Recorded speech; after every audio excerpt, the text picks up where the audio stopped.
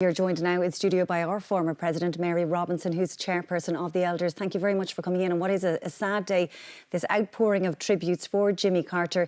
You knew him personally for many years, so what was he like? Well, we became very good friends, but obviously when I knew him earlier, it was before he was president, and then when he became president, so it was rather formal. It was when he joined us at the Elders that I really learned what a wonderful man he was through and through, and we became good friends. He was not somebody for idle chatter, you know. He didn't go out on about frivolous things, but he was very knowledgeable about anything he wanted to talk about. He was a very devoted birder, for example, and you know, he had a notebook in which he and Rosalind had identified hundreds and hundreds of birds and loved to do that. I mean, anything that was serious and purposeful, he loved. And separate to those hobbies, he also, his dedication to finding peace, human rights, but very significantly, that statement he made during his presidency about the Northern Ireland conflict, that really was a precedent. It was, and when he came to the Áras just on a courtesy call, we discussed the situation in Northern Ireland quite seriously.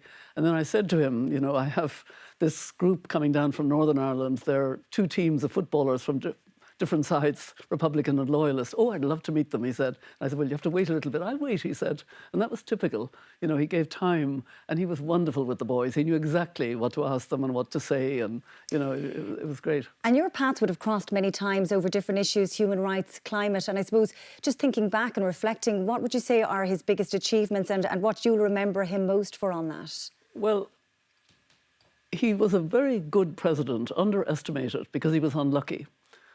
He, for example, had the Camp David agreement between Egypt and Israel. That was incredible and has lasted, which says a lot. And secondly, he did a lot for the environment. He created a huge national park in Alaska. He even put solar panels on the White House. So he had all that as president, but really it's his post-president that I think confirmed the character, the nature of the man. His religious belief, which was very deep, and guided him. But he also loved people, and he wanted to change the world for people. He established the Carter Centre.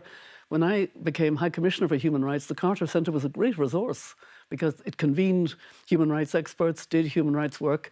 We still, as the Elders, work with... I'm no longer chair of the Elders, by the way. I did hand over the chair recently, but I'm a very active elder.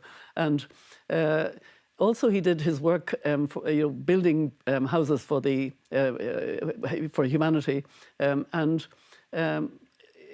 I think what I would really feel is his greatest legacy is he loved to help ordinary people to have better lives, partly through living his own life the way he did, but also just being with them. I mean, hammering nails, making houses, you know, getting down and dirty. That was very typical of Jimmy. Well, thank you very much for sharing those memories of Jimmy Carter. Mary Robinson, thank you very much indeed. He was a wonderful man. Thank you.